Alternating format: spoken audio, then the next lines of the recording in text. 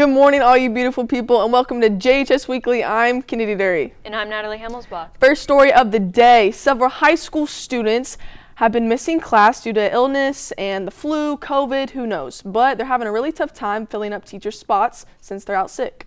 Both teachers and students are out sick, but it's up to the administration to fill those gaps so classes can have teachers. But how do they do it? I had a chance to find out. You may have noticed that your classes are sometimes a bit emptier than usual. Students and teachers have been out sick. Senior Principal Jake Williams says that each day they try to cover the classes. We do the best we can to fit the puzzle piece together at the beginning of the day to make sure that from 8:30 to 3:40 we have all the classes covered. Stephanie Stockham is one of the many subs filling in because she's in high demand. So for me personally, the last couple of weeks, I've made a decision to sub more days in a week than I normally would. Dontrell Holt says he's had more subs than ever before. Normally the max I've had is about like 4 in a day. Stockham says she's happy to help, but agrees it's better when the teachers aren't sick. It is much better if a teacher can be here. That's the best connection. Those teachers, that's what they're trained to do, and that's the relationship that they have with each of those students. Students say that even though the teachers are sick, they're still working by keeping the class on track. Most teachers normally email us about what we need to do in class. Hopefully things can go back to normal in the coming weeks. Reporting for Jet HD, this is Natalie Himmelsbach. Our own broadcasting teacher won an outstanding award, Mr. Douglas. He won the award of Missouri Classroom Heroes of the Year. Jet HD's Zarin Zustiak talked to him and a couple of his students to show why he was so worthy of that win. He was so worthy. Brad Douglas teaches production and broadcasting at Joplin High School and Franklin Tech. He was recently up for an award honoring his work. Landers Chevrolet and KOM-TV held a contest called Missouri Classroom Heroes, where he competed against other awesome teachers like him. Yeah, I was nominated by one of the parents of one of my students, and I was up against a teacher from East Newton and also one from Webb City. So it was a real honor to be nominated. People had to log onto their website for 15 days and vote for the teachers. It was a tight race, but he came out on top with an amazing 8,415 votes. So the contest, people had to vote 3 times a day and off of one email address. And by the end of the 15-day contest, I had like 8,300 votes. I barely beat the second place by 300 votes. So it was funny. My wife said to me that I had more votes than the most recent Joplin election. So I'm like, wow. But I was really amazed how many people came through. I had former students texting me and say, hey, we voted for you. So that was really nice. Caden Storm voted a lot. He's one of Douglas's former students, who now attends Missouri Southern and studies media.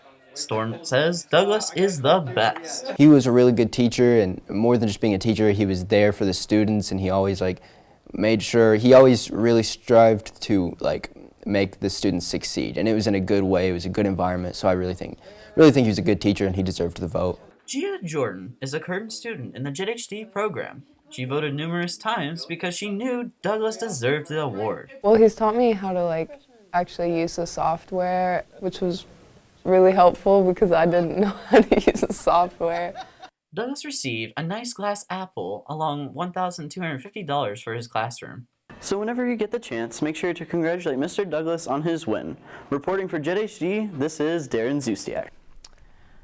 Our third story of the day is the students of Mr. Douglas's production class just completed their green screen projects, and they're pretty cool.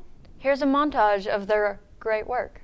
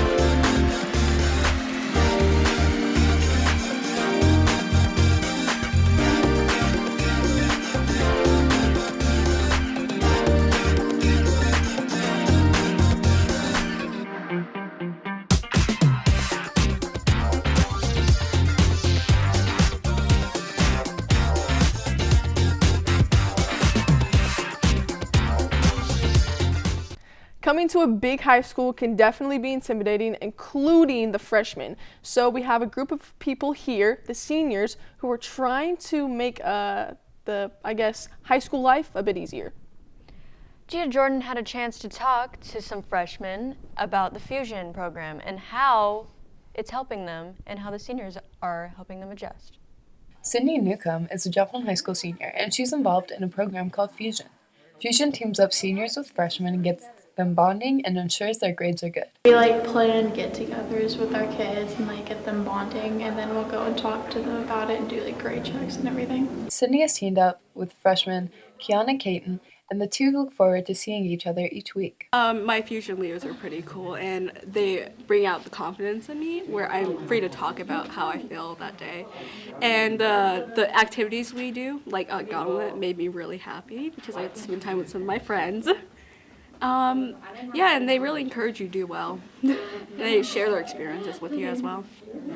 Sydney gets credit for the class, but along with that, she also signed up because it's fun. It just sounded like a cool idea to get to know each other and just to get to hang out with. Along with teaming up, they do grade checks and make sure that their kids are doing all right in their classes. Yeah, they kind of push us to not have bad grades and to be successful in this school.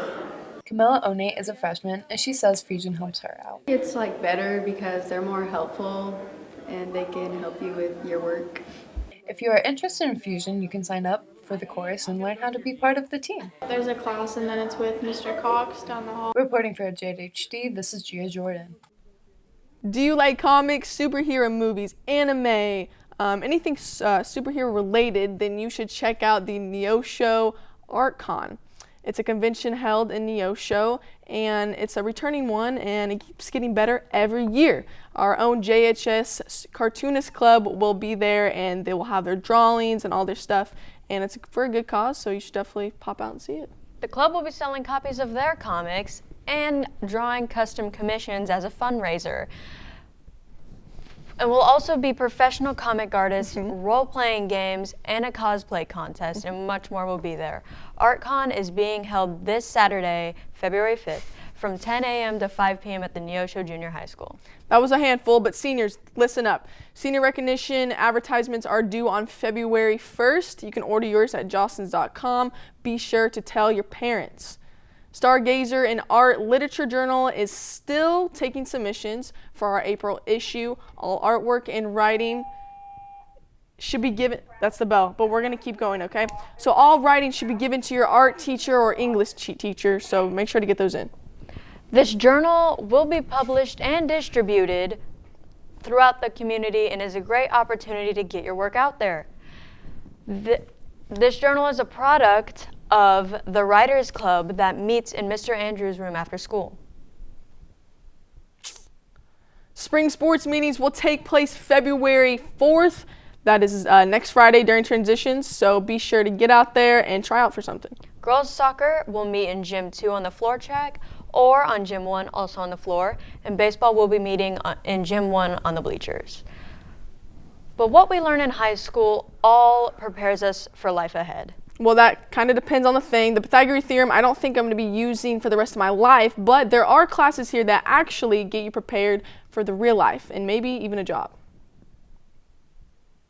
I take us to Franklin Tech Construction to see how these kids are preparing for the workforce. Here at the construction department in FTC, students are learning how to build the exterior of a tiny house. For years, Lauren Curtis has been constructing houses throughout the 4 states. Now he's teaching the next generation of workers to do the same. It's step by step, so everything is based off of classroom first. So learn it in the class, take your test on it, pass your test, and then we go out in the shop, and that's kind of where I look at it as a job site. So everything is layered and step by step as we build everything here. Aaliyah Perez is in the class, and she says there's a process building a house, even if it's on a smaller scale. First, we got to do the flooring system, and then once we're done with the flooring system, we got to do the wall systems, and then we got to put all the rafters up, and then all the roofs, and then goes the walls, and then after that, we get to do the exterior. When constructing any project, there's a job for everyone, and Curtis wants his students to follow a path they're passionate about.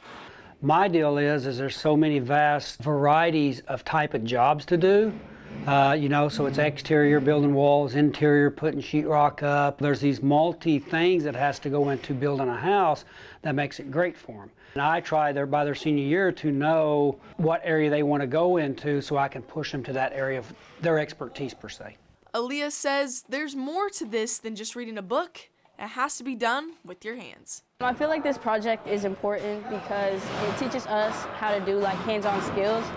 And instead of just reading about it, we can bring it to life and do it ourselves. If you or a friend are interested in the construction program at FTC, please do not hesitate. Contact Mr. Curtis or your counselor. Reporting for JHD, this is Kennedy Derry. Thank you so much for watching. This has been Jhs Weekly. And thank you for watching. Thank you again. And a third time. Yeah. And a fourth time. And a fourth. And a fifth.